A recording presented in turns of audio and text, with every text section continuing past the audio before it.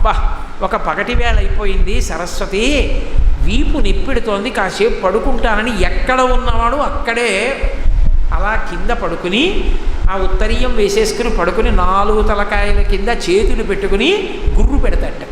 సరస్వతీదేవి భర్తగారు పడుకున్నారని ఆవిడ కూడా పమిటి నిండుగా కప్పుకుని ఆవిడ పడుకుంటుంది పక్కన.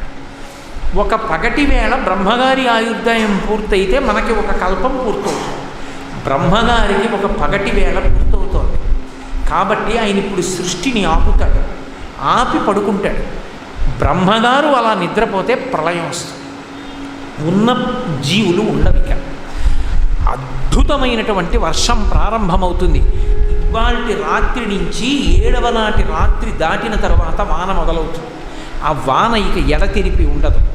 అంత భయంకరమైనటువంటి వర్షం వడగండ్లతో పడుతుంది. సముద్రములన్నీ నిండిపోతాయి. నిండిపోయి చెలియని కట్టల దాటి భూమి మీదకు వచ్చేస్తాయి. వచ్చినప్పుడు సమస్త జీవులు కూడా నీటిలో పడిపోతారు. సూర్యచంద్రులకి గతి ఉండదు. అంటే గతులంటే ఇక కదలికలు ఉండవు. సూర్యచంద్రులు కదలరు కాబట్టి ప్రపంచమంతా కూడా కటిక చీకటితో నిండిపోతుంది. అంత కటిక చీకటిలో నిండిపోయిన తరువాత ఈ ప్రళయ జలాలు భూమిని అంతటినీ కప్పేస్తాయి.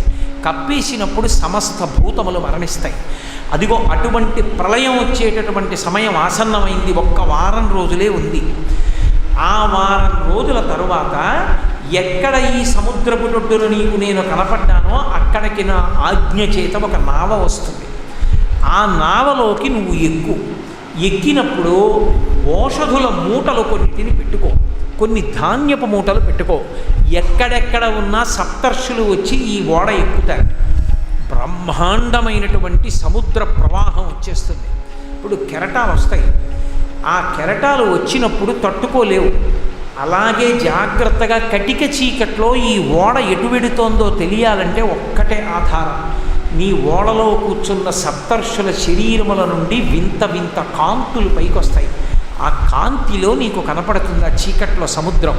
నువ్వు అలా వెడుతున్నప్పుడు ఈ ఆటుపోట్లక ఓడ తట్టుకోదు, పడిపోవాలి. పడిపోకుండా నేను పక్కన ఉండి కాపాడతాను. అంత పెద్ద చాపనై ఆ వస్తున్న కెరటముల నుండి ఆ ఓడని కాపాడతాను. బాగా పెరిగిపోతుంది ప్రవాహం. అప్పుడు ఈ ఓడ దగ్గరికి ఒక పాము వస్తుంది. ఆ పావుని ఈ ఓడకి ఉన్నటువంటి ఒకవైపు స్తంభానికి కట్టి 2వ వైపు తీసుకొచ్చి నా తోకకేసి కట్టు. ఈ ఓడ పడిపోకుండా నేను తీసుకెళ్ళి నిన్ను రక్షిస్తాను.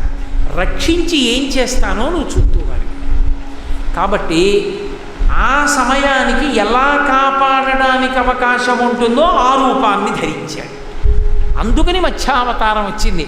ప్రళయకాలం ఎలా ఉంటుందో, ప్రళయకాలంలో ప్రయాణం చేసిన ఋషులు ఎలా ఉంటారో, ప్రళయకాలంలో అసలు ఎలా ఉంటుంది అనేది చూసిన వాడొకడు ఉండాలి.